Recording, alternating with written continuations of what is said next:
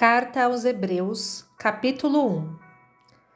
Antigamente, por meio dos profetas, Deus falou muitas vezes e de muitas maneiras aos nossos antepassados. Mas nestes últimos tempos, Ele nos falou por meio do Seu Filho. Foi Ele quem Deus escolheu para possuir todas as coisas, e foi por meio dele que Deus criou o universo. O Filho brilha com o brilho da glória de Deus e é a perfeita semelhança do próprio Deus. Ele sustenta o universo com a sua palavra poderosa. E depois de ter purificado os seres humanos dos seus pecados, sentou-se no céu, do lado direito de Deus, o Todo-Poderoso. Assim, Deus fez com que o Filho fosse superior aos anjos e lhe deu um nome que é superior ao nome deles. Pois Deus nunca disse a nenhum dos seus anjos: "Você é o meu filho, hoje eu me tornei o seu pai." E também não disse a respeito de nenhum anjo: "Eu serei o pai dele e ele será o meu filho." Porém, quando Deus enviou ao mundo seu primeiro filho, ele disse: "Que todos os anjos de Deus o adorem." A respeito dos anjos, Deus disse: "Deus faz com que os seus anjos se tornem ventos e os seus servidores chamas de fogo." Mas a respeito do Filho, ele disse: "O teu reino, ó Deus, vai durar para todo o sempre. Tu governarás o teu povo com justiça. Tu amas o bem e odeias o mal. Foi por isso que Deus, o teu Deus, te escolheu e te deu a alegria de receber uma honra muito maior do que a dos teus companheiros." E as Escrituras também dizem: "Tu, Senhor, no começo criaste a terra e com as tuas próprias mãos fizeste os céus. A terra e o céu vão acabar, mas tu viverás para sempre. Eles ficarão velhos como roupa. Tu os dobrarás como se dobra um casaco e serão trocados como se troca de roupa. Mas tu és sempre o mesmo e a tua vida não tem fim." Deus nunca disse a nenhum dos seus anjos: "Sente-se do meu lado direito, até que eu ponha os seus inimigos como estrado debaixo dos seus pés." Então, o que são os anjos? Todos eles são espíritos que servem a Deus, os quais ele envia para ajudar os que vão receber a salvação. Capítulo 2. Por isso, devemos prestar mais atenção nas verdades que temos ouvido, para não nos desviarmos delas. Não há dúvida de que a mensagem que foi dada por meio dos anjos é verdadeira, e aqueles que não a seguiram nem foram obedientes a ela receberam o castigo que mereciam. Sendo assim, como é que nós escaparemos do castigo se desprezarmos uma salvação tão grande? Primeiro, o próprio Senhor Jesus anunciou essa salvação. E depois, aqueles que a ouviram nos provaram que ela é verdadeira. Ao mesmo tempo, por meio de sinais de poder, maravilhas e muitos tipos de milagres, Deus confirmou o testemunho deles. E de acordo com a sua vontade, distribuiu também os dons do Espírito Santo. Pois Deus não deu aos anjos o poder de governar o mundo novo que está por vir, o mundo do qual estamos falando. Pelo contrário, em alguma parte das Escrituras Sagradas, alguém afirma: "Que é um simples ser humano, ó Deus, para que penses nele? Que é o ser mortal, para que te preocupes com ele? Tu o colocaste por pouco tempo em posição inferior à dos anjos. Tu lhe deste a glória e a honra de um rei e puseste todas as coisas debaixo do domínio dele." Quando se diz que Deus pôs todas as coisas debaixo do domínio dele, isso quer dizer que nada ficou de fora. Porém, não vemos o ser humano governando hoje todas as coisas. Mas nós vemos Jesus fazendo isso. Por um pouco de tempo, ele foi colocado em posição inferior à dos anjos, para que, pela graça de Deus, ele morresse por todas as pessoas. Agora nós o vemos coroado de glória e de honra por causa da morte que ele sofreu. Pois Deus, que cria e sustenta todas as coisas, fez o que era apropriado e tornou Jesus perfeito por meio do sofrimento. Deus fez isso a fim de que muitos, isto é, os seus filhos, tomassem parte na glória de Jesus. Pois é Jesus quem os guia para a salvação. Jesus purifica as pessoas dos seus pecados, e todos, tanto ele como os que são purificados, têm o mesmo Pai. É por isso que Jesus não se envergonha de chamá-los de irmãos. Como ele diz: ó Deus, eu falarei a respeito de ti aos meus irmãos e te louvarei na reunião do povo. Diz também: eu confiarei nele. E diz ainda: aqui estou eu com os filhos que Deus me deu. Os filhos, como ele os chama, são pessoas de carne e sangue. E por isso o próprio Jesus se tornou igual a eles, tomando parte da natureza humana deles. Ele fez isso para que, por meio da sua morte, pudesse destruir o diabo, que tem poder sobre a morte. E também para libertar os que foram escravos toda a sua vida por causa do medo da morte. É claro que ele não veio para ajudar os anjos. Em vez disso, como dizem as Escrituras, ele ajuda os descendentes de Abraão. Isso quer dizer que foi preciso que Jesus se tornasse em tudo igual aos seus irmãos, a fim de ser o grande sacerdote deles, bondoso e fiel no seu serviço a Deus, para que os pecados do povo fossem perdoados. E agora Jesus pode ajudar os que são tentados, pois ele mesmo foi tentado e sofreu. Capítulo 3. Meus irmãos na fé, vocês que também foram chamados por Deus, olhem para Jesus, que Deus enviou para ser o grande sacerdote da fé que professamos. Pois ele foi fiel a Deus, que o escolheu para esse serviço. Assim como Moisés foi fiel no seu trabalho em toda a casa de Deus. Assim como a pessoa que constrói uma casa é mais importante do que a casa, assim também Jesus é mais importante do que Moisés. Uma casa tem de ser construída por alguém, mas Deus é o construtor de tudo que existe.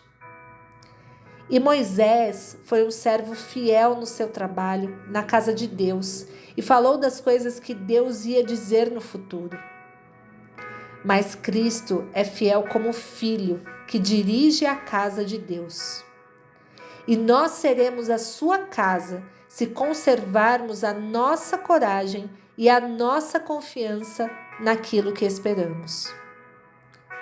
Por isso, como diz o Espírito Santo, se hoje vocês ouvirem a voz de Deus, não sejam teimosos como foram seus antepassados quando se revoltaram contra ele, no dia em que eles o puseram à prova no deserto. Ali os antepassados de vocês me desafiaram e me puseram à prova, embora eles tivessem visto o que eu fiz durante 40 anos. Por isso fiquei irritado com aquela gente e disse: eles são gente de coração perverso e não querem obedecer aos meus mandamentos. Eu fiquei irado e fiz este juramento: eles nunca entrarão na terra prometida, onde eu lhes teria dado descanso.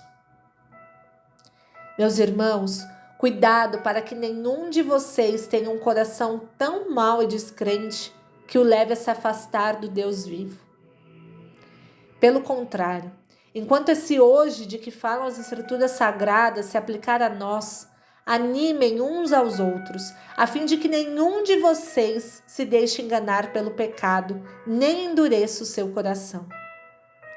Pois seremos companheiros de Cristo se continuarmos firmes até o fim, na confiança que temos tido desde o princípio.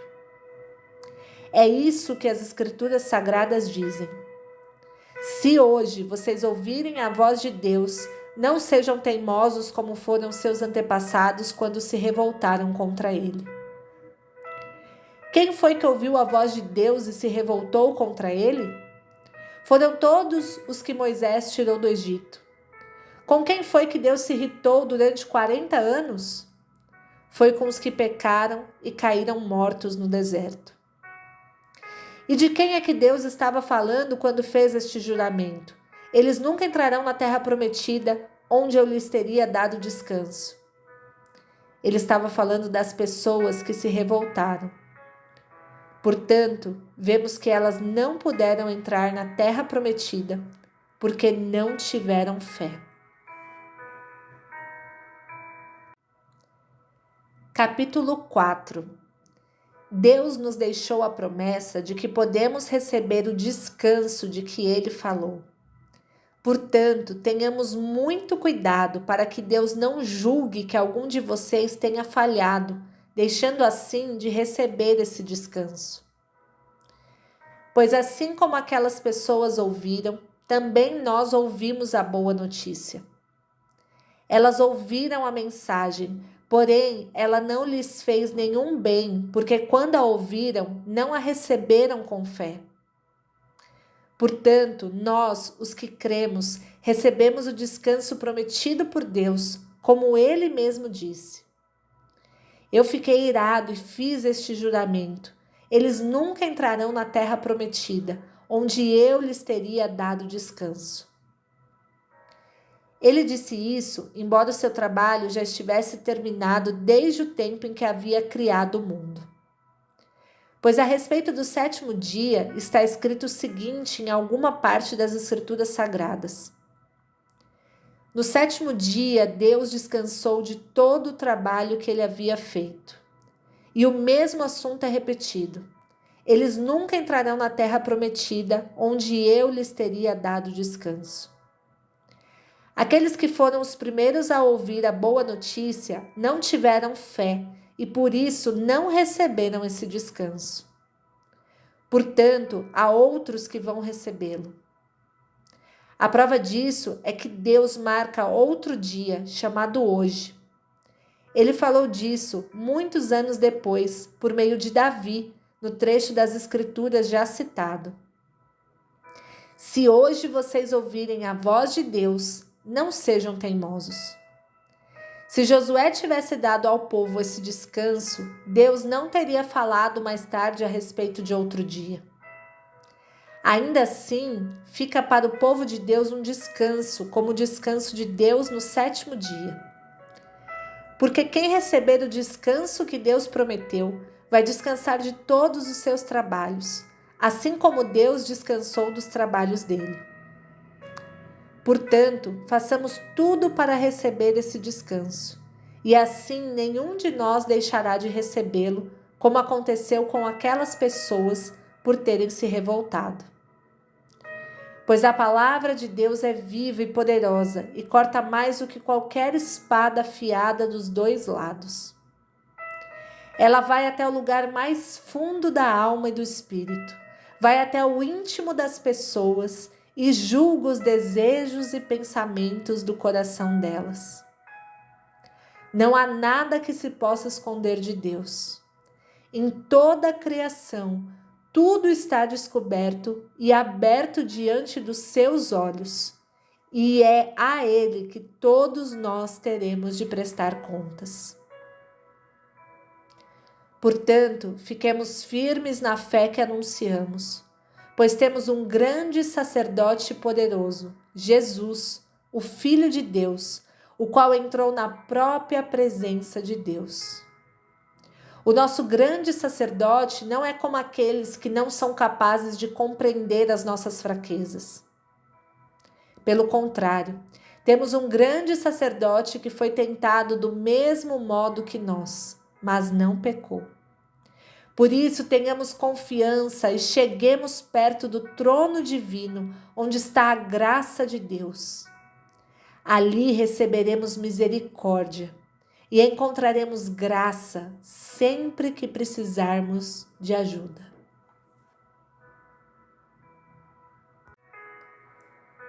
Capítulo 5. Cada grande sacerdote é escolhido entre os homens e nomeado para servir a Deus em favor do povo, apresentando a Deus ofertas e sacrifícios pelos pecados. Como ele próprio tem as suas fraquezas, pode ter paciência com os ignorantes e com os que cometem erros.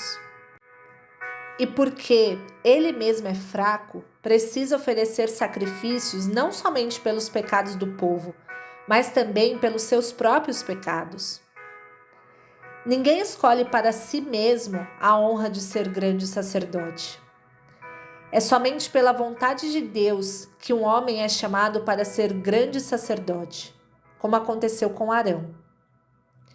Assim também, Cristo não tomou para si mesmo a honra de ser grande sacerdote. Foi Deus quem lhe deu essa honra, pois lhe disse: "Você é o meu filho. Hoje eu me tornei o seu pai." Em outro lugar das Escrituras Sagradas, ele também disse: "Você será sacerdote para sempre, na ordem do sacerdócio de Melquisedeque." Durante a sua vida aqui na terra, Cristo, em voz alta e com lágrimas, fez orações e súplicas a Deus que o podia salvar da morte. E as suas orações foram atendidas, porque ele era dedicado a Deus. Embora fosse o Filho de Deus, ele aprendeu, por meio dos seus sofrimentos, a ser obediente. E depois de ser aperfeiçoado, ele se tornou a fonte da salvação eterna para todos os que lhe obedecem. E Deus o nomeou grande sacerdote na ordem do sacerdócio de Melquisedeque. Temos muito o que dizer a respeito desse assunto, mas porque vocês custam a entender as coisas, é difícil explicá-las. Depois de tanto tempo, vocês já deviam ser mestres, mas ainda precisam de alguém que lhes ensine as primeiras lições dos ensinamentos de Deus. Em vez de alimento sólido, vocês ainda precisam de leite. E quem precisa de leite ainda é criança e não tem nenhuma experiência para saber o que está certo ou errado. Porém, a comida dos adultos é sólida, pois eles, pela prática, sabem a diferença entre o que é bom e o que é mau. Capítulo 6. Assim, vamos em frente a fim de chegarmos ao ensinamento de adultos, deixando para trás as primeiras lições da mensagem de Cristo. Nós não vamos colocar de novo as bases desta mensagem, isto é, a necessidade de abandonar uma vida inútil e de crer em Deus. O ensinamento a respeito dos batismos e da cerimônia de pôr as mãos sobre os cristãos e a ressurreição dos mortos e o julgamento eterno. Vamos em frente, e se Deus quiser, é isso que faremos. Como é que as pessoas que abandonaram a fé podem se arrepender de novo? Elas já estavam na luz de Deus, já haviam experimentado o dom do céu e recebido a sua parte do Espírito Santo. Já haviam conhecido por experiência que a palavra de Deus é boa e tinham experimentado os poderes do mundo que há de vir. Mas depois abandonaram a fé.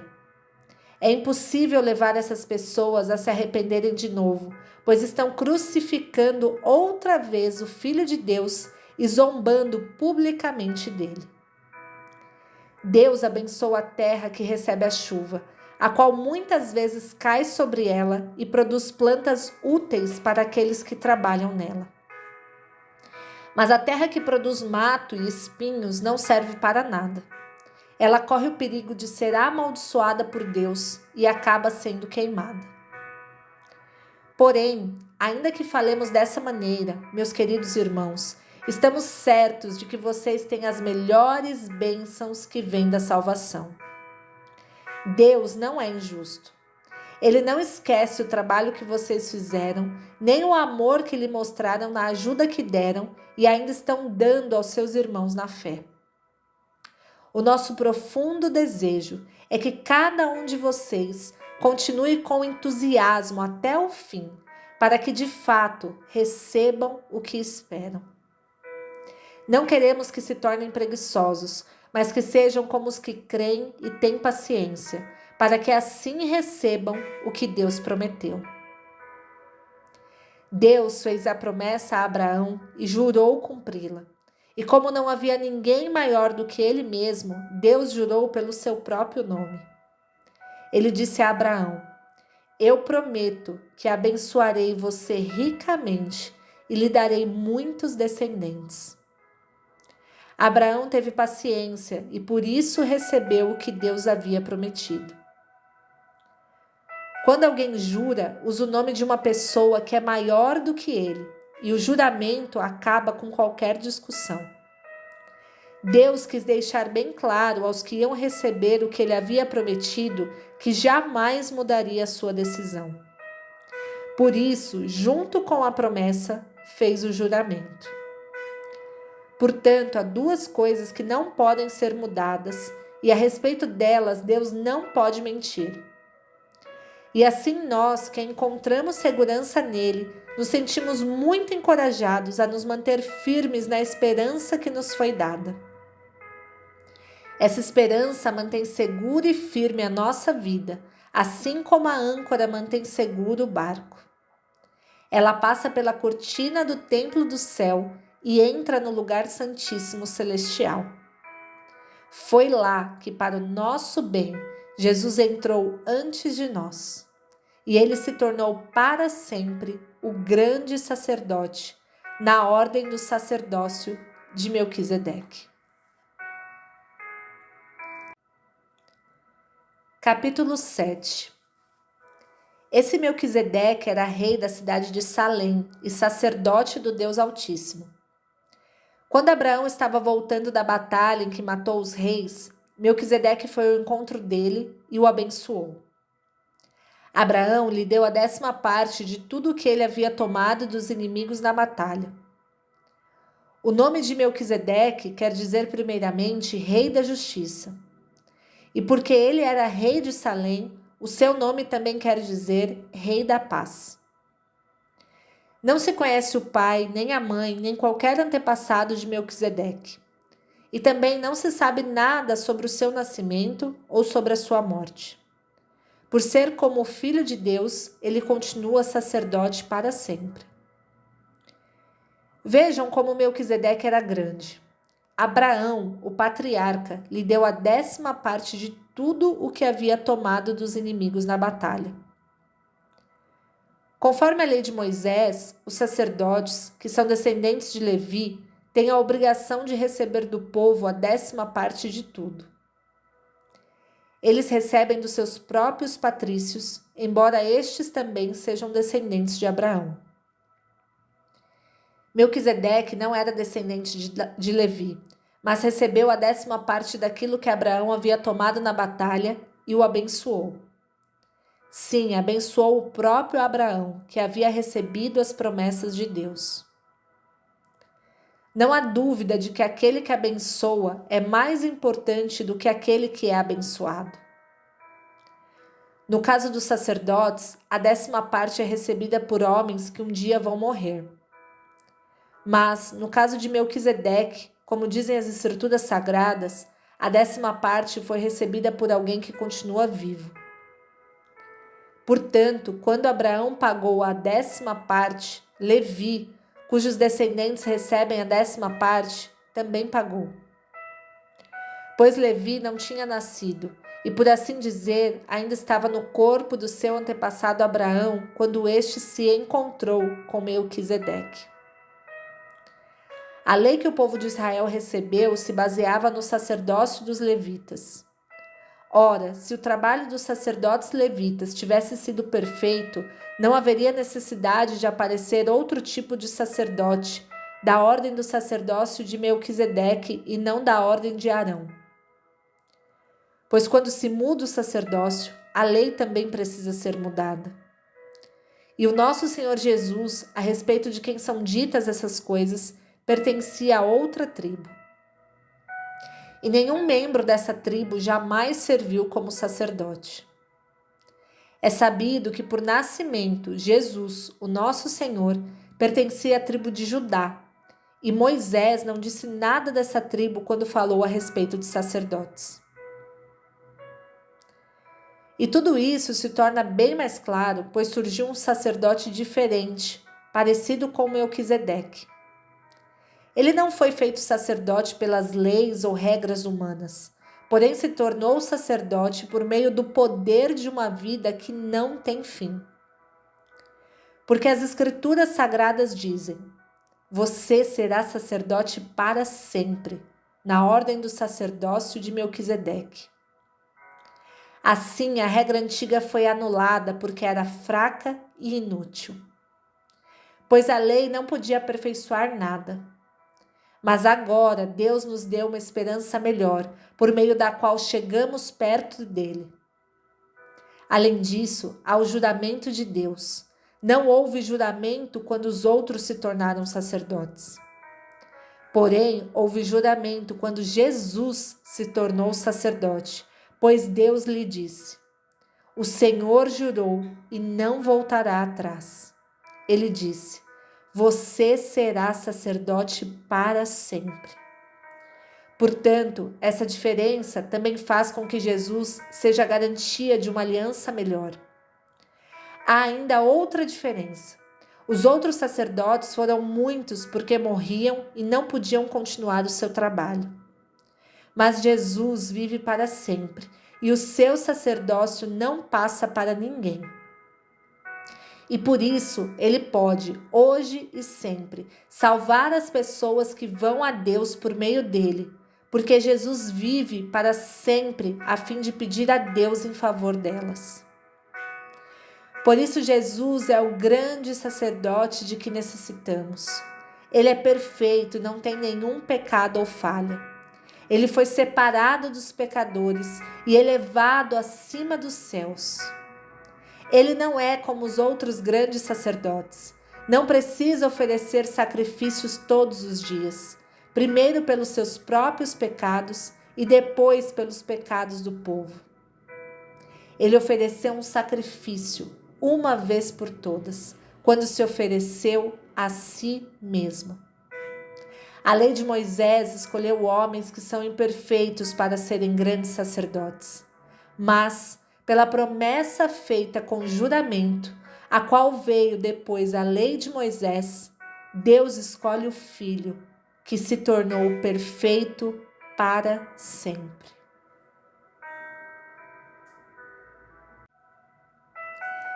Capítulo 8. A coisa mais importante de tudo o que estamos dizendo tem a ver com o sacerdote que nós temos. Ele é o grande sacerdote que está sentado no céu, do lado direito do trono de Deus, o Todo-Poderoso. Ele faz o seu serviço no lugar santíssimo, na verdadeira tenda, que foi armada pelo Senhor e não por seres humanos. Todo grande sacerdote é escolhido para apresentar a Deus as ofertas e os sacrifícios de animais. E por isso é necessário que o nosso grande sacerdote tenha também alguma coisa para oferecer. Se ele estivesse na terra, não seria sacerdote, pois existem sacerdotes que apresentam as ofertas de acordo com a lei de Moisés. O trabalho que esses sacerdotes fazem é, de fato, somente uma cópia e uma sombra do que está no céu. Foi isso que aconteceu quando Deus falou com Moisés. Quando Moisés estava para construir a tenda, Deus disse: tenha cuidado para fazer tudo de acordo com o modelo que eu lhe mostrei no monte. Mas, de fato, Jesus foi encarregado de um serviço sacerdotal que é superior ao dos sacerdotes, pois a aliança que ele conseguiu é melhor porque ela se baseia em promessas de coisas melhores. Pois se a primeira aliança tivesse sido perfeita, não seria necessária uma nova aliança. Mas Deus vê que o seu povo é culpado e diz: Está chegando o tempo, diz o Senhor, em que farei uma nova aliança com o povo de Israel e com o povo de Judá. Essa aliança não será como aquela que eu fiz com os antepassados deles, no dia em que os peguei pela mão e os tirei da terra do Egito. Não foram fiéis à aliança que fiz com eles, e por isso, diz o Senhor, eu os desprezei. Quando esse tempo chegar, diz o Senhor, farei com o povo de Israel esta aliança. Eu porei as minhas leis na mente deles e no coração deles as escreverei. Eu serei o Deus deles e eles serão o meu povo. Ninguém vai precisar ensinar o seu patrício nem o seu parente dizendo: procure conhecer o Senhor, porque todos me conhecerão, tanto as pessoas mais humildes como as mais importantes. Pois eu perdoarei os seus pecados e nunca mais lembrarei das suas maldades. E quando Deus fala da nova aliança, é porque ele já tornou velha a primeira. E o que está ficando velho e gasto vai desaparecer logo. Capítulo 9. A primeira aliança tinha leis sobre adoração e tinha também um santuário construído por seres humanos, onde se adorava a Deus. Foi armada uma tenda dividida em duas partes. Na parte da frente, chamada Lugar Santo, ficavam o candelabro e a mesa com os pães oferecidos a Deus. Atrás da segunda cortina ficava a parte que era chamada de Lugar Santíssimo. Ali estava colocado o altar de ouro, onde era queimado o incenso, e também estava colocada a Arca da Aliança, toda coberta de ouro. Dentro da arca estavam a vasilha de ouro com o maná, o bastão de Arão, do qual tinham saído brotos, e as duas placas de pedra com os mandamentos escritos nelas. Em cima da arca, representando a presença divina, estavam os querubins, com as suas asas abertas sobre o lugar onde os pecados eram perdoados. Mas agora não é o momento de explicar os detalhes dessas coisas. Depois de tudo isso ter sido preparado, os sacerdotes entram todos os dias na parte da frente da tenda, que é o lugar santo, para cumprir os seus deveres religiosos. Mas somente o grande sacerdote entra na parte de trás, que é o lugar santíssimo, e isso apenas uma vez por ano. Ele oferece a Deus o sangue de animais em favor de si mesmo e também pelos pecados que o povo cometeu sem saber que estava pecando. Por meio disso tudo, o Espírito Santo nos ensina, de modo bem claro, que a entrada para o lugar santíssimo ainda não foi aberta enquanto a parte da frente, que é o lugar santo, continuar sendo usada. Isso é um símbolo para hoje. Quer dizer que as ofertas e os sacrifícios de animais oferecidos a Deus não tornam perfeito o coração das pessoas que o adoram. Essas ofertas e sacrifícios têm a ver somente com comida, com bebida e com várias cerimônias de purificação. São regras externas que têm valor somente até que Deus renove todas as coisas. Mas Cristo veio como grande sacerdote das coisas boas que já estão aqui. A tenda em que ele serve é melhor e mais perfeita, e não foi construída por seres humanos, isto é, não é deste mundo. Quando Cristo veio e entrou uma vez por todas no lugar santíssimo, ele não levou consigo sangue de bodes ou de bezerros para oferecer como sacrifício. Pelo contrário, ele ofereceu o seu próprio sangue e conseguiu para nós a salvação eterna. O sangue de bodes e de touros e as cinzas da bezerra queimada são espalhados sobre as pessoas impuras e elas ficam purificadas por fora. Se isso é assim, imaginem então quanto maior ainda é o poder do sangue de Cristo. Por meio do Espírito Eterno, ele se ofereceu a si mesmo a Deus como sacrifício sem defeito. E o seu sangue nos purifica por dentro, tirando as nossas culpas. Assim podemos servir ao Deus vivo, pois já não praticamos cerimônias que não valem nada. Portanto, é Cristo quem consegue fazer uma nova aliança. para que os que foram chamados por Deus possam receber as bênçãos eternas que o próprio Deus prometeu. Isso pode ser feito porque houve uma morte que livrou as pessoas dos pecados que praticaram enquanto a primeira aliança estava em vigor. Onde há um testamento, é necessário provar que a pessoa que o fez já morreu, pois o testamento não vale nada enquanto estiver vivo quem o fez. Só depois da morte dessa pessoa é que o testamento tem valor. É por isso que a primeira aliança entrou em vigor somente com o uso do sangue de animais. Em primeiro lugar, Moisés anunciou ao povo todos os mandamentos conforme estavam na lei. Depois, pegou o sangue dos bezerros e dos bodes, misturou com água e borrifou o livro da lei e todo o povo, usando lã tingida de vermelho e hisopo. Então disse: Este é o sangue que sela a aliança que Deus mandou vocês obedecerem. Da mesma forma, Moisés também borrifou sangue sobre a tenda e sobre todos os objetos usados na adoração. De fato, de acordo com a lei, quase tudo é purificado com sangue. E não havendo derramamento de sangue, não há perdão de pecados. Essas coisas, que eram cópias das realidades celestiais, deviam ser purificadas desse modo. Mas as próprias coisas celestiais exigem sacrifícios bem melhores. Cristo não entrou num lugar santo feito por seres humanos, que é a cópia do verdadeiro lugar. Ele entrou no próprio céu, onde agora aparece na presença de Deus para pedir em nosso favor. O grande sacerdote entra todos os anos no lugar santíssimo, levando consigo o sangue de um animal. Porém, Cristo não entrou para se oferecer muitas vezes. Se fosse assim, ele teria de sofrer muitas vezes desde a criação do mundo. Pelo contrário, uma vez por todas ele apareceu agora, quando os tempos estão chegando ao fim, para tirar os pecados por meio do sacrifício de si mesmo. Cada pessoa tem de morrer uma vez só e depois ser julgada por Deus.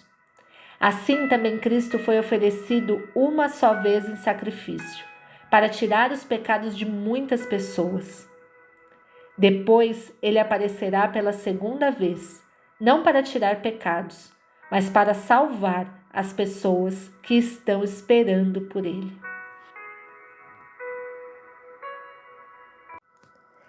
Capítulo 10. A lei dada por Moisés não é um modelo completo e fiel das coisas verdadeiras. É apenas uma sombra das coisas boas que estão para vir. Os mesmos sacrifícios são oferecidos sempre, ano após ano. Portanto, como pode a lei, por meio desses sacrifícios, aperfeiçoar as pessoas que chegam perto de Deus? Se as pessoas que adoram a Deus tivessem sido purificadas dos seus pecados, não se sentiriam mais culpadas de nenhum pecado e todos os sacrifícios terminariam. Em vez disso, esses sacrifícios, realizados ano após ano, servem para fazer com que as pessoas lembrem dos seus pecados. Pois o sangue de touros e de bodes não pode, de modo nenhum, tirar os pecados de ninguém.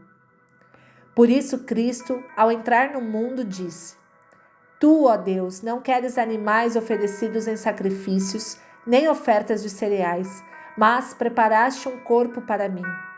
Não te agradam as ofertas de animais queimados inteiros no altar, nem os sacrifícios oferecidos para tirar pecados. Então eu disse: Estou aqui, ó Deus, venho fazer a tua vontade, assim como está escrito a meu respeito no livro da lei. Primeiro ele disse: Tu não queres sacrifícios ou ofertas de animais, e não te agradam as ofertas dos animais queimados inteiros no altar, nem os sacrifícios oferecidos para tirar pecados. Ele disse isso, embora todos os sacrifícios sejam oferecidos de acordo com a lei. Depois ele disse: Estou aqui, ó Deus, para fazer a tua vontade. Assim, Deus acabou com todos os antigos sacrifícios e pôs no lugar deles o sacrifício de Cristo. E porque Jesus Cristo fez o que Deus quis, nós somos purificados do pecado pela oferta que ele fez, uma vez por todas, do seu próprio corpo. Todo sacerdote judeu cumpre todos os dias os seus deveres religiosos e oferece muitas vezes os mesmos sacrifícios, mas estes nunca poderão tirar pecados. Porém, Jesus Cristo ofereceu só um sacrifício para tirar pecados, uma oferta que vale para sempre, e depois sentou-se do lado direito de Deus. Ali, Jesus está esperando até que Deus ponha os seus inimigos como estrado debaixo dos pés dele. Assim como um sacrifício só, ele aperfeiçoou para sempre os que são purificados do pecado. E o Espírito Santo também nos dá o seu testemunho sobre isso. Primeiro ele diz: quando esse tempo chegar, diz o Senhor, eu farei com o povo de Israel esta aliança. Porei as minhas leis no coração deles e na mente deles as escreverei. Depois ele diz: não lembrarei mais dos seus pecados nem das suas maldades. Assim, quando os pecados são perdoados, já não há mais necessidade de oferta para tirá-los. Por isso, irmãos, por causa da morte de Jesus na cruz, nós temos completa liberdade de entrar no lugar santíssimo. Por meio da cortina, isto é, por meio do seu próprio corpo, ele nos abriu um caminho novo e vivo. Nós temos um grande sacerdote para dirigir a casa de Deus. Portanto, cheguemos perto de Deus com um coração sincero e uma fé firme, com a consciência limpa das nossas culpas e com o corpo lavado com água pura. Guardemos firmemente a esperança da fé que professamos, pois podemos confiar que Deus cumprirá as suas promessas. Pensemos uns nos outros a fim de ajudarmos todos a terem mais amor e a fazerem o bem. Não abandonemos, como alguns estão fazendo, o costume de assistir às nossas reuniões. Pelo contrário, animemos uns aos outros e ainda mais agora que vocês veem que o dia está chegando. Pois se continuarmos a pecar de propósito, depois de conhecer a verdade, já não há mais sacrifício que possa tirar os nossos pecados. Pelo contrário, resta apenas o medo do que acontecerá. Medo do julgamento e do fogo violento que destruirá os que são contra Deus. Quem desobedece à lei de Moisés é condenado sem dó à morte. Se for julgado culpado depois de ouvido o testemunho de 2 pessoas, pelo menos. Então, o que será que vai acontecer com os que desprezam o Filho de Deus e consideram como coisa sem valor o sangue da aliança de Deus que os purificou? E o que acontecerá com quem insulta o Espírito de Deus que o ama? Imaginem como será pior ainda o castigo que essa pessoa vai merecer. Pois sabemos quem foi que disse: eu me vingarei, eu acertarei contas com eles. E quem também disse: o Senhor julgará o seu povo. Que coisa terrível é cair nas mãos do Deus vivo. Lembrem do que aconteceu no passado. Naqueles dias, depois que a luz de Deus os iluminou, vocês sofreram muitas coisas, mas não foram vencidos na luta. Alguns foram insultados e maltratados publicamente, e em outras ocasiões vocês estavam prontos para tomar parte no sofrimento dos que foram tratados assim. Vocês participaram do sofrimento dos prisioneiros. E quando tudo o que vocês tinham foi tirado, vocês suportaram isso com alegria, porque sabiam que possuíam uma coisa muito melhor que dura para sempre. Portanto, não percam a coragem, pois ela traz uma grande recompensa. Vocês precisam ter paciência para poder fazer a vontade de Deus e receber o que Ele promete. Pois como Ele diz nas Escrituras Sagradas, um pouco mais de tempo, um pouco mesmo, e virá aquele que tem de vir. Ele não vai demorar. E todos aqueles que eu aceito terão fé em mim e viverão. Mas, se uma pessoa voltar atrás, eu não ficarei contente com ela. Nós não somos gente que volta atrás e se perde. Pelo contrário, temos fé e somos salvos. Capítulo 11. A fé é a certeza de que vamos receber as coisas que esperamos e a prova de que existem coisas que não podemos ver. Foi pela fé que as pessoas do passado conseguiram a aprovação de Deus. É pela fé que entendemos que o universo foi criado pela palavra de Deus e que aquilo que pode ser visto foi feito daquilo que não se vê. Foi pela fé que Abel ofereceu a Deus um sacrifício melhor do que o de Caim. Pela fé, ele conseguiu a aprovação de Deus como homem correto, tendo o próprio Deus aprovado as suas ofertas. Por meio da sua fé, Abel, mesmo depois de morto, ainda fala. Foi pela fé que Enoque escapou da morte. Ele foi levado para Deus e ninguém o encontrou, porque Deus mesmo o havia levado. As Escrituras Sagradas dizem que antes disso ele já havia agradado a Deus.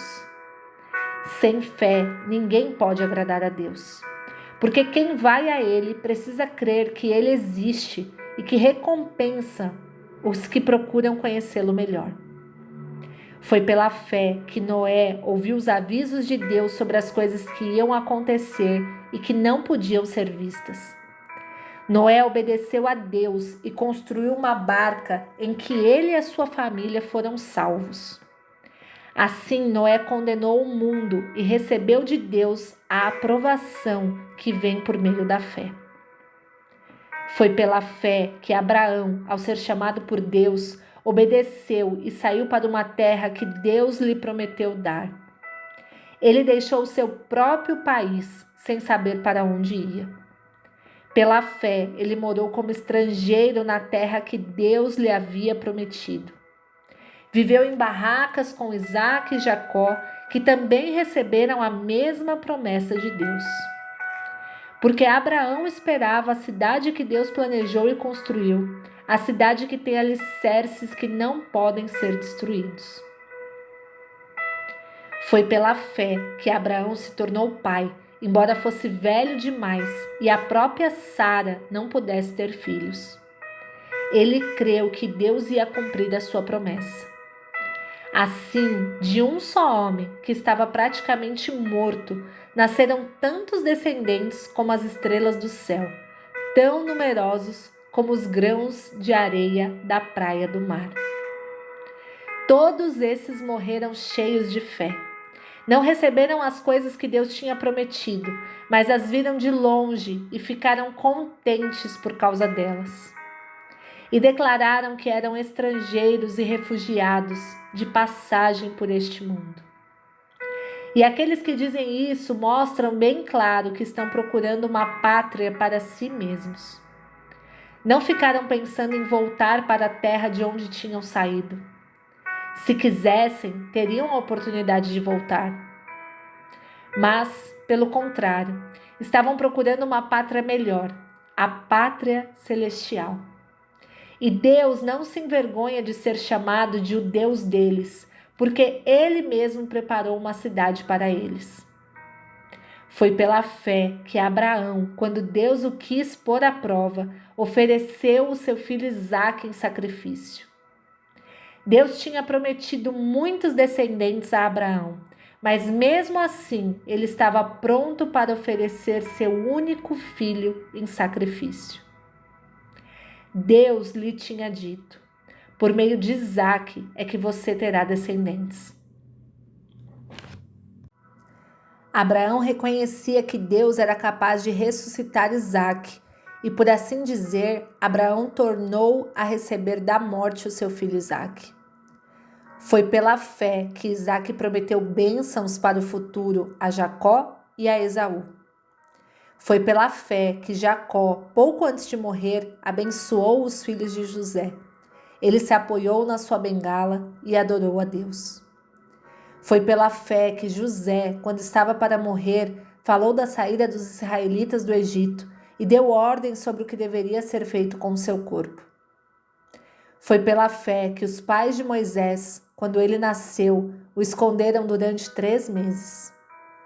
Eles viram que o menino era bonito e não tiveram medo de desobedecer à ordem do rei.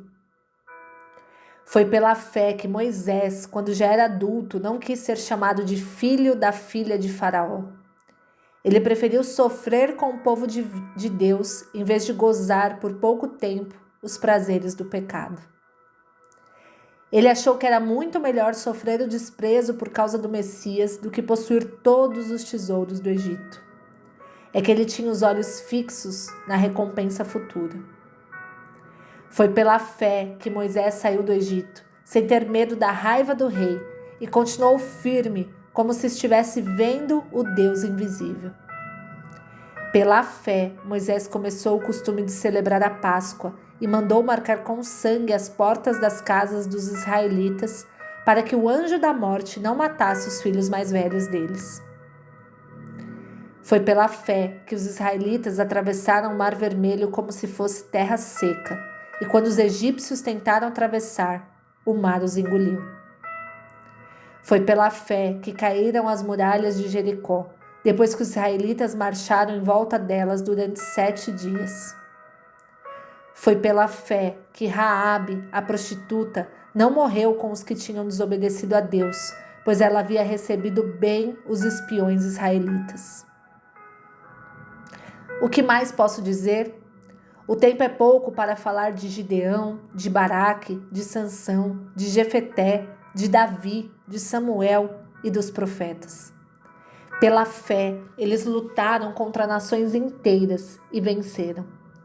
Fizeram o que era correto e receberam o que Deus lhes havia prometido. Fecharam a boca de leões, apagaram incêndios terríveis e escaparam de seres mortos à espada. Eram fracos, mas se tornaram fortes. Foram poderosos na guerra e venceram exércitos estrangeiros. Pela fé, mulheres receberam de volta os seus mortos, que ressuscitaram. Outros foram torturados até a morte. Eles recusaram ser postos em liberdade, a fim de ressuscitar para uma vida melhor. Alguns foram insultados e surrados, e outros acorrentados e jogados na cadeia. Outros foram mortos a pedradas, outros cerrados pelo meio, e outros mortos à espada. Andaram de um lado para outro vestidos de pele de ovelhas e de cabras. Eram pobres, perseguidos e maltratados. Andaram como refugiados pelos desertos e montes, vivendo em cavernas e em buracos na terra. O mundo não era digno deles. Porque creram, todas essas pessoas foram aprovadas por Deus, mas não receberam o que ele havia prometido. Pois Deus tinha preparado um plano ainda melhor para nós, a fim de que somente conosco elas fossem aperfeiçoadas. Capítulo 12. Assim, nós temos essa grande multidão de testemunhas ao nosso redor. Portanto, deixemos de lado tudo o que nos atrapalha e o pecado que se agarra firmemente em nós, e continuemos a correr, sem desanimar, a corrida marcada para nós. Conservemos os nossos olhos fixos em Jesus, pois é por meio dele que a nossa fé começa e é ele quem a aperfeiçoa. Ele não deixou que a cruz fizesse com que ele desistisse. Pelo contrário, por causa da alegria que lhe foi prometida, ele não se importou com a humilhação de morrer na cruz e agora está sentado do lado direito do trono de Deus.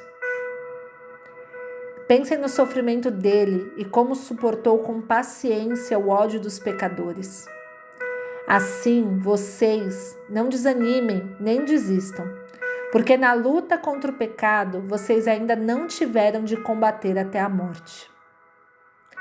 Será que vocês já esqueceram as palavras de encorajamento que Deus lhes disse, como se vocês fossem filhos dele? Pois ele disse: preste atenção, meu filho, quando o Senhor o castiga, e não se desanime quando ele o repreende.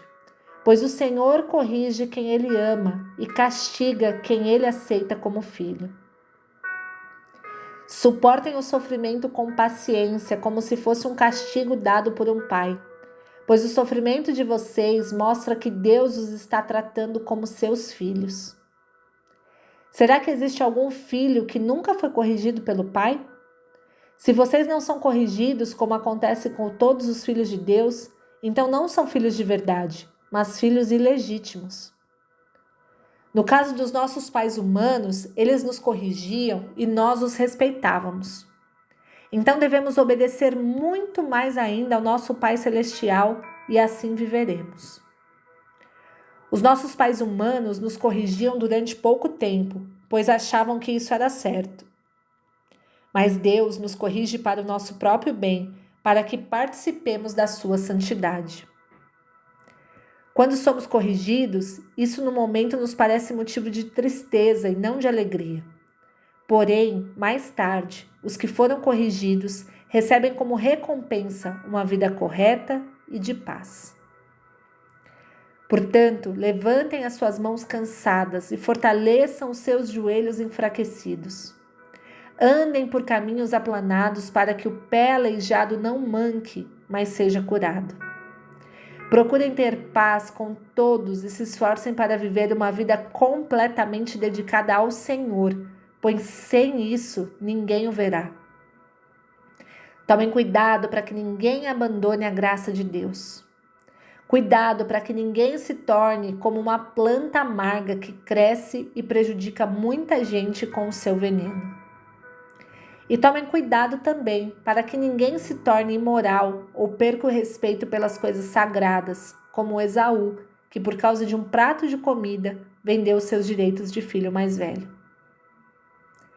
Como vocês sabem, depois ele quis receber a bênção do seu pai, mas foi rejeitado porque não encontrou um modo de mudar o que havia feito, embora procurasse fazer isso até mesmo com lágrimas.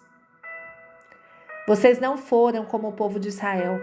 Vocês não chegaram perto de alguma coisa que se pode tocar, como o Monte Sinai com o seu fogo destruidor, a escuridão e as trevas, a tempestade, o barulho de trombeta e o som de uma voz. Quando os israelitas ouviram a voz, pediram que ela não dissesse mais nada, pois eles não podiam suportar a ordem que dizia: até um animal, se tocar o monte, deverá ser morto a pedradas. O que estavam vendo era tão terrível que Moisés disse: estou tremendo de medo. Pelo contrário, vocês chegaram ao Monte Sião e à cidade do Deus vivo, a Jerusalém celestial com os seus milhares de anjos. Vocês chegaram à reunião alegre dos filhos mais velhos de Deus, isto é, daqueles que têm o nome deles escrito no céu. Vocês chegaram até Deus, que é o juiz de todos, e chegaram também aos espíritos dos que são corretos e que foram aperfeiçoados. Vocês chegaram até Jesus, que fez a nova aliança e que borrifou o sangue que fala de coisas muito melhores do que o sangue de Abel. Portanto, tenham cuidado e não recusem ouvir aquele que fala. Aqueles que recusaram ouvir a pessoa que entregou a mensagem divina na terra não puderam escapar. Por isso, muito menos escaparemos nós, se rejeitarmos aquele que lá do céu nos fala. Naquele tempo, a voz de Deus fez com que a terra estremecesse, mas agora ele prometeu isso. Mais uma vez farei com que trema não somente a terra, mas também o céu. As palavras mais uma vez mostram bem que as coisas criadas serão abaladas e mudadas, para que as que não podem ser abaladas continuem como estão. Por isso, sejamos agradecidos, pois já recebemos um reino que não pode ser abalado. Sejamos agradecidos e adoremos a Deus de um modo que o agrade, com respeito e temor. Porque, na verdade, o nosso Deus é um fogo destruidor. Capítulo 13. Continuem a amar uns aos outros como irmãos em Cristo. Não deixem de receber bem aqueles que vêm à casa de vocês, pois alguns que foram hospitaleiros receberam anjos sem saber. Lembrem dos presos, como se vocês estivessem na cadeia com eles. Lembre dos que sofrem, como se vocês estivessem sofrendo com eles. Que o casamento seja respeitado por todos e que os maridos e as esposas sejam fiéis um ao outro. Deus julgará os imorais e os que cometem adultério. Não se deixem dominar pelo amor ao dinheiro e fiquem satisfeitos com o que vocês têm, pois Deus disse: eu nunca os deixarei e jamais os abandonarei. Portanto, sejamos corajosos e afirmemos: o Senhor é quem me ajuda e eu não tenho medo. Que mal pode alguém me fazer?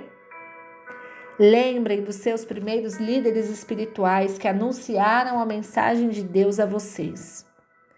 Pensem como eles viveram e morreram e imitem a fé que eles tinham. Jesus Cristo é o mesmo ontem, hoje e sempre. Não se deixem levar por ensinamentos diferentes e estranhos que tiram vocês do caminho certo.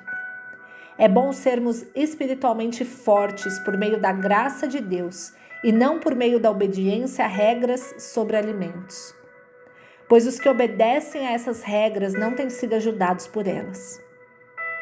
Os sacerdotes que servem no templo não têm o direito de comer do sacrifício que é oferecido sobre o nosso altar. O grande sacerdote leva o sangue de animais para dentro do lugar santíssimo, a fim de oferecê-lo como sacrifício pelos pecados. Mas os corpos dos animais são queimados fora do acampamento. Por isso Jesus também morreu fora da cidade de Jerusalém para com seu próprio sangue purificar o povo dos seus pecados. Portanto, vamos para perto de Jesus, fora do seu acampamento, e soframos a mesma desonra que ele sofreu. Porque neste mundo não temos nenhuma cidade que dure para sempre. Pelo contrário, procuramos a cidade que virá depois. Por isso, por meio de Jesus Cristo, ofereçamos sempre louvor a Deus. Esse louvor é o sacrifício que apresentamos, a oferta que é dada por lábios que confessam a sua fé nele. Não deixem de fazer o bem e de ajudar uns aos outros, pois são esses os sacrifícios que agradam a Deus. Obedeçam aos seus líderes e sigam as suas ordens, pois eles cuidam sempre das necessidades espirituais de vocês, porque sabem que vão prestar contas disso a Deus. Se vocês obedecerem, eles farão o trabalho com alegria.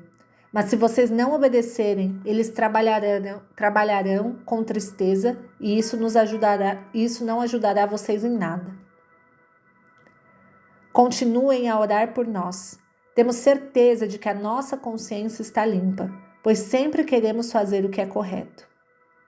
E peço a vocês, de modo todo especial, que orem para que Deus me mande de volta a vocês o mais depressa possível. Deus ressuscitou o nosso Senhor Jesus, que por causa da sua morte na cruz é o grande pastor do rebanho. E é por meio do sangue de Jesus que a aliança eterna é selada. Que o Deus de paz lhes dê tudo de bom que vocês precisam para fazer a sua vontade. E que Ele, por meio de Jesus Cristo, faça em nós tudo o que lhe agrada. E a Cristo seja dada a glória para todo o sempre. Amém. Meus irmãos, peço que escutem com paciência essas palavras de ânimo, pois esta carta que escrevi não é muito longa. Quero que saibam que o nosso irmão Timóteo já saiu da cadeia. Se ele vier logo, eu o levarei comigo quando for ver vocês.